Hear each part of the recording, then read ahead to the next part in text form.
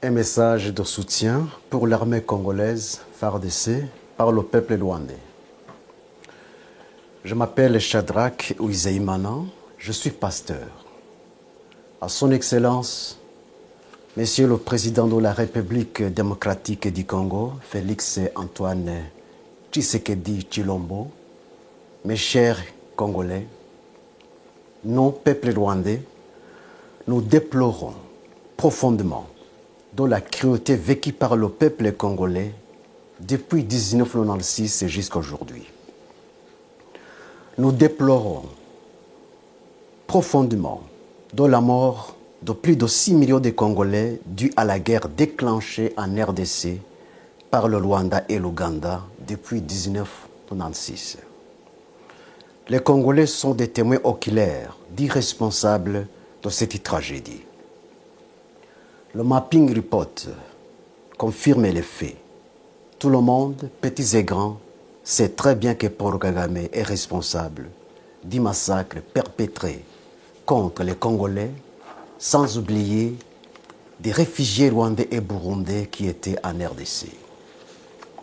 Le même individu, Paul Kagame, est également responsable du massacre qui a eu lieu au Rwanda depuis 1990 à 1994. Aujourd'hui encore, cette année 2022, l'armée rwandaise, sous la couverture de M23, ose une fois de plus envahir la RDC. C'est déplorable, inimaginable, regrettable et insupportable.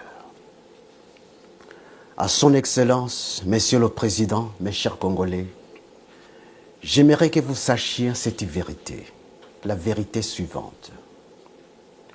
Ne confondez jamais le peuple rwandais et Paul Kagame. Ce sont deux personnes différentes, de caractères différents et d'éducation différente.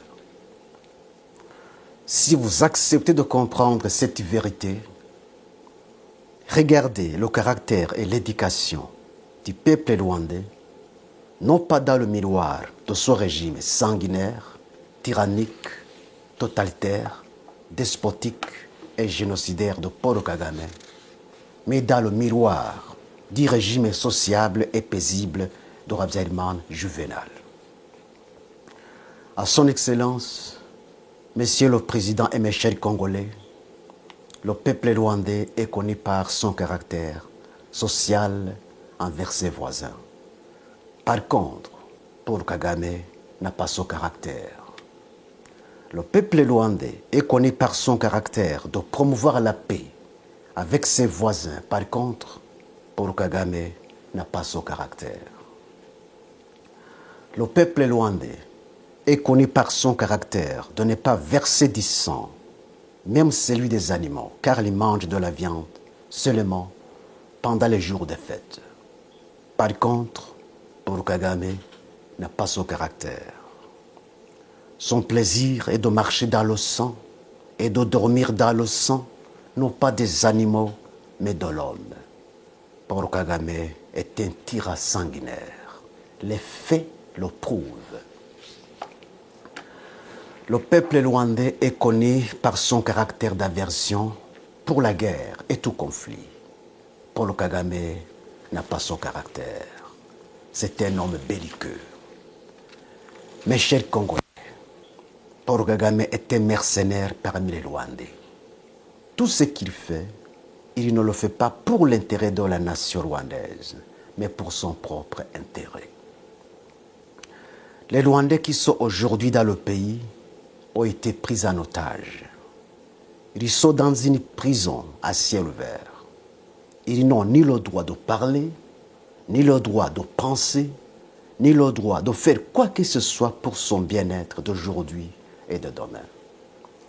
Le peuple rwandais est un peuple malheureux, un peuple sans défense et sans protection, sauf Dieu seul.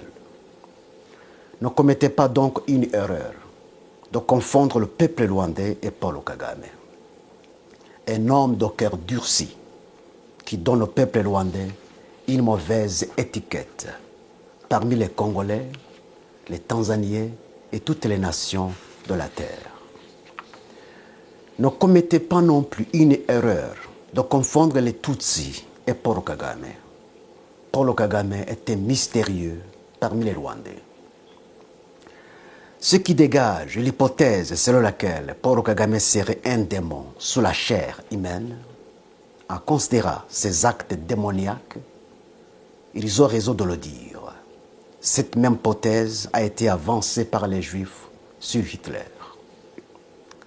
Si Paul Kagame est au pouvoir aujourd'hui à Kigali, il n'y est pas parce qu'il a été élu démocratiquement, mais par l'usurpation du pouvoir.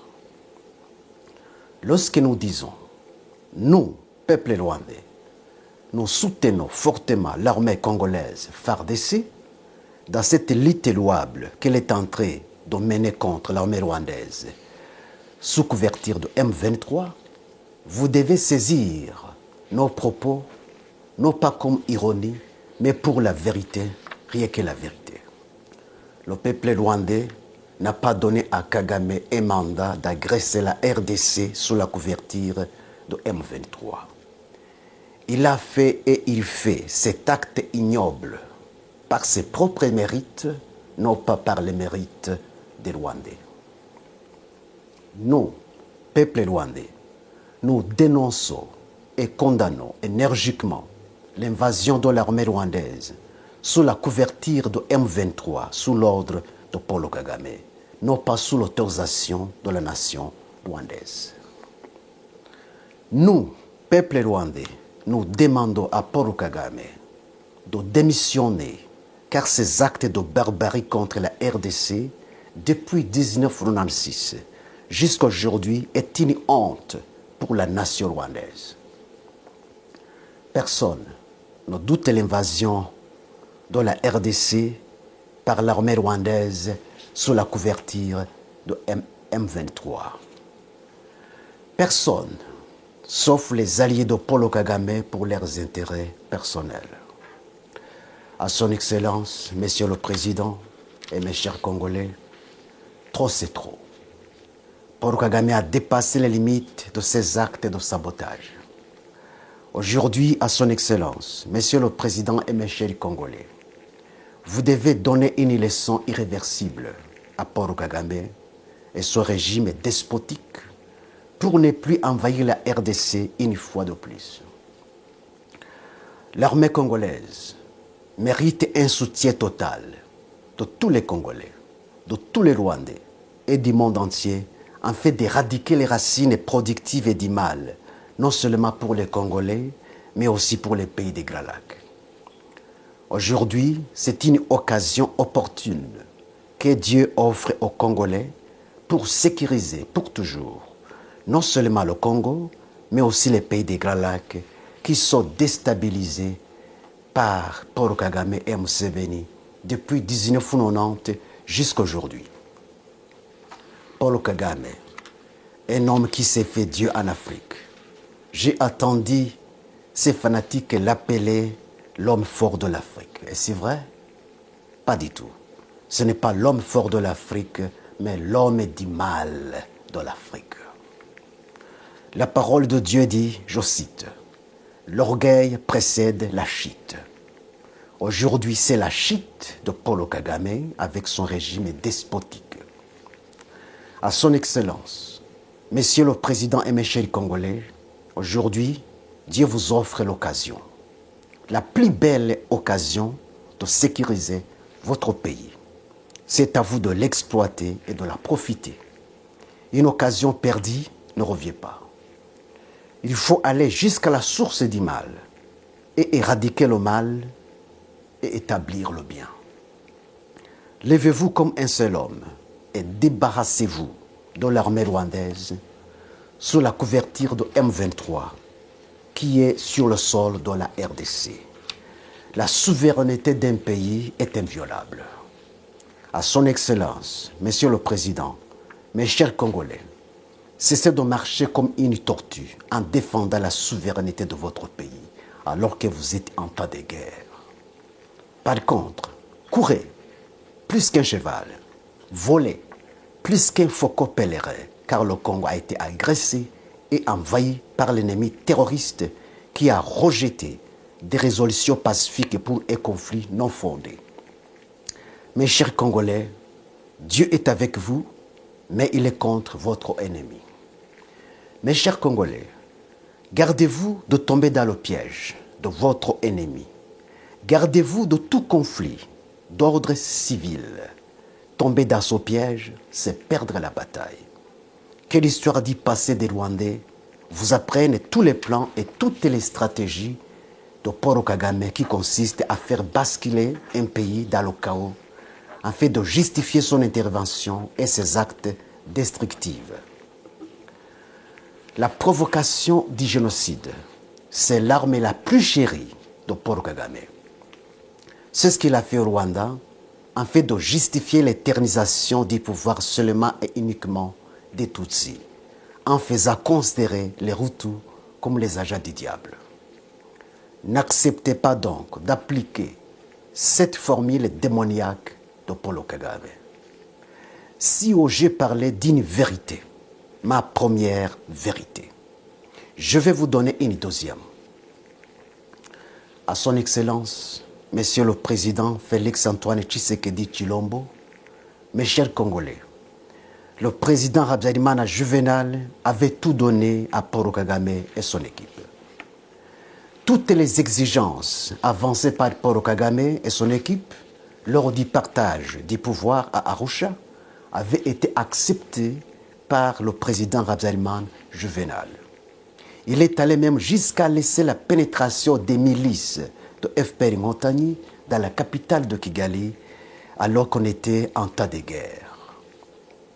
Tous les accords d'Arusha terminés, la nouvelle constitution élaborée sur base des accords d'Arusha terminée, alors que Paul Kagame et son équipe n'avaient aucune autre exigence à poser, subitement, l'avion du président Habyarimana Juvenal fut abattu sous l'ordre de Paul Kagame. 2 chefs d'État et leurs compagnons ont été assassinés. Jusqu'aujourd'hui, ils sont morts comme des souris. Aucune suite. On ne parlait que du non-lieu. C'est honteux. Ceux qui se disent défenseurs du droit de l'homme, ce sont eux les premiers violateurs du droit de l'homme. À son Excellence, Monsieur le Président et mes chers Congolais, pourquoi Paul Kagame et son équipe ont préféré anéantir la paix qui était établie par les accords d'Arusha, déjà signés, adoptés, légalisés et constitutionnalisés en saisissant le pouvoir par force? La réponse à cette question permettra aux Congolais de connaître un agenda caché de Paul Kagame pour la RDC. Ma deuxième vérité se trouve dans la réponse à cette question. À son Excellence, Monsieur le Président et mes chers Congolais, pourquoi Paul Kagame abrite et protège les putschistes Tutsis burundais qui allaient renverser Pierre Nkurunziza en réinstaurant une fois de plus le régime homogène des Tutsis au Burundi, comme il en est le cas au Rwanda? Ma deuxième vérité se trouve dans la réponse à cette question. À son Excellence, Monsieur le Président et mes chers Congolais, l'argument avancé par le M23 soutenu par Paul Kagame est que les rwandophones congolais sont marginalisés. Pourquoi les rwandophones Hutus congolais qui habitent les zones de Rutshuru, Jomba, Bunagana, Massissi et ailleurs dénoncent et condamnent, comme tous les autres Congolais, l'armée rwandaise sous la couverture de M23? Pourquoi ce sont les rwandophones Tutsis congolais qui prétendent être marginalisés au Congo alors que les rwandophones Hutus congolais ne le prétendent pas? Ma deuxième vérité se trouve dans la réponse à cette question. En comprenant bien cette deuxième vérité, mes chers Congolais, vous comprendrez pourquoi Paul Kagame déstabilise votre pays malgré tous les intérêts d'ordre économique et autres qu'il gagne en RDC. Qu'est-ce que les chefs d'État de la RDC n'avaient pas fait à Paul Kagame dans leurs contrats privés? Qui profitait les minéraux du Congo? N'est-ce pas Paul Kagame? Pourquoi n'est-il pas satisfait? Vous devez savoir pourquoi. À son Excellence, Monsieur le Président et mes chers Congolais, en anéantissant les accords d'Arusha déjà terminés et conditionnalisés, Paul Kagame et son équipe voulaient que le pouvoir de Kigali soit seulement et uniquement entre les mains des Tutsis. Cette vérité est justifiée par les faits. Les accords d'Arusha étaient le partage du pouvoir entre les Tutsis et les Hutus. Paul Kagame et son équipe ne voulaient pas le partage, mais la prise totale du pouvoir entre les mains des Tutsis. C'est pourquoi l'avion de Habyarimana Juvenal a été abattu sur l'ordre de Paul Kagame, connaissant noir sur blanc les conséquences qu'il avait aussi préparées lui-même longtemps avant.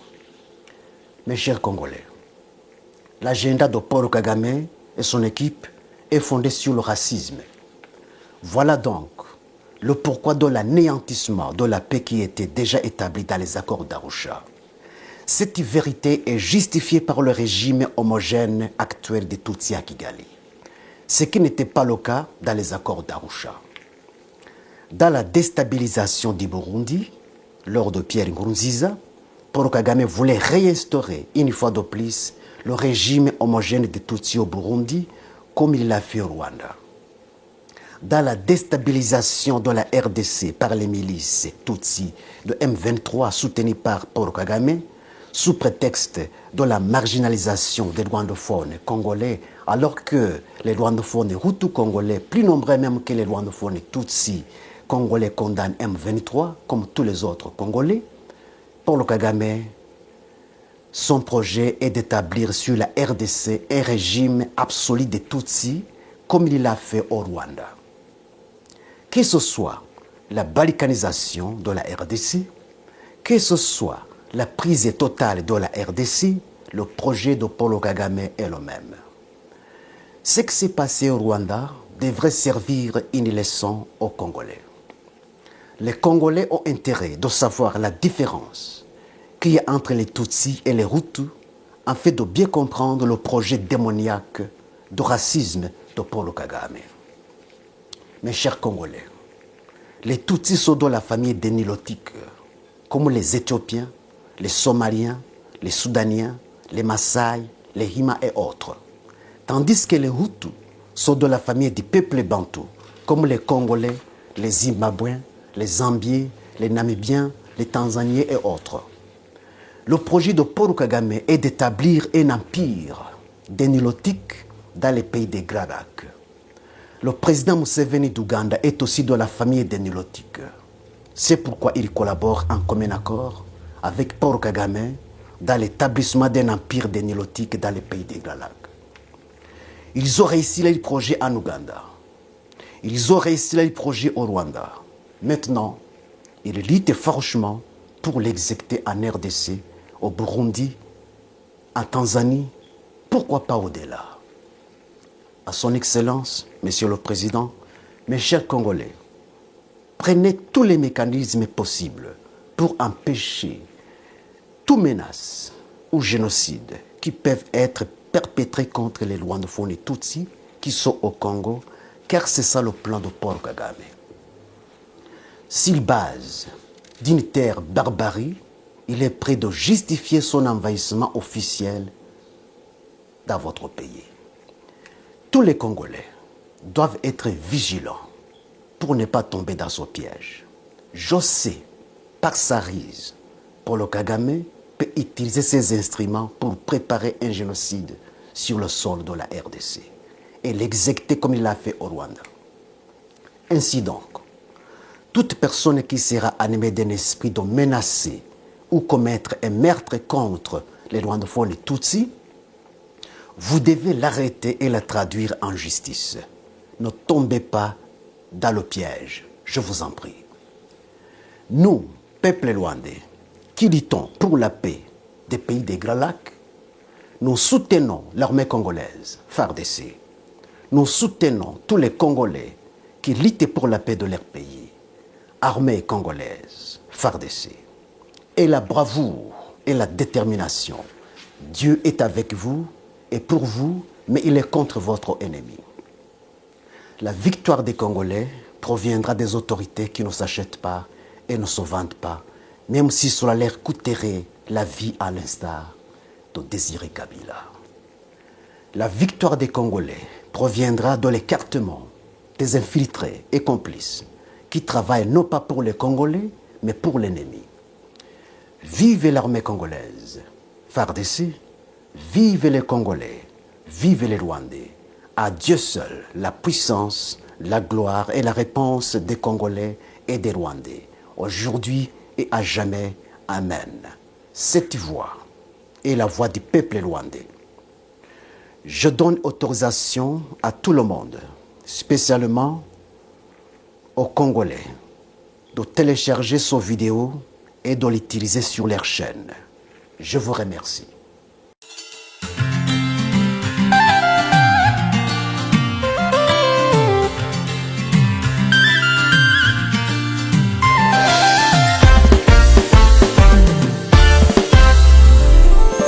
Mon frère congolais, mon cher ami voisin, il n'y a pas de haine possible entre nous. Pensons profondément à ce qui nous unit avant d'être emportés par ce qui nous divise. Au-delà de nos différences, nous sommes des frères de sang.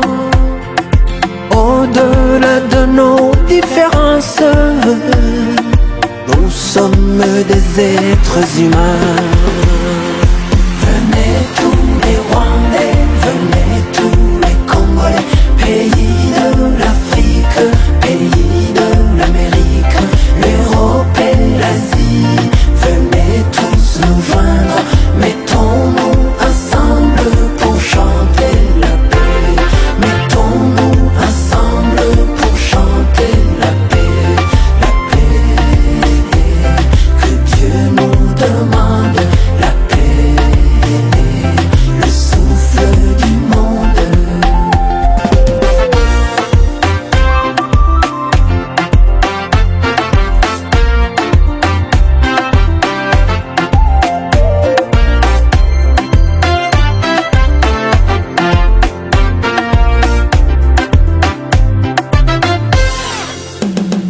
Mes frères congolais, maintenant je vais parler comme un frère en Dieu engendré dans le Christ.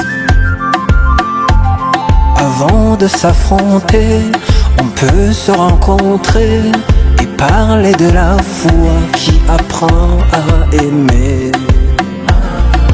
Au-delà de nos différences, nous sommes des frères de foi. Au-delà de nos différences, nous sommes des êtres humains. Venez tous les Rwandais, venez tous les Congolais, pays de l'Afrique, pays de l'Amérique, l'Europe et l'Asie. Venez tous nous joindre, mettons-nous ensemble pour chanter la paix. Mettons-nous ensemble pour chanter la paix, la paix.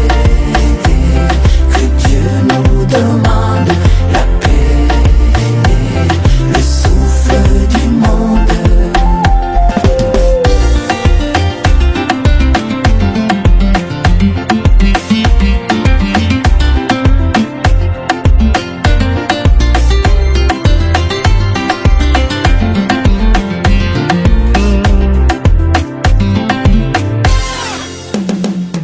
Les guerres entre nous ont fait assez de morts. Maintenant il faut changer et marcher dans la paix. Trouver des solutions à travers nos discussions, avec intention de protéger l'être humain. Au-delà de nos différences, nous sommes des frères de sang. Au-delà de nos différences, nous sommes des êtres humains. Venez tous les Rwandais, venez tous les Congolais, pays de la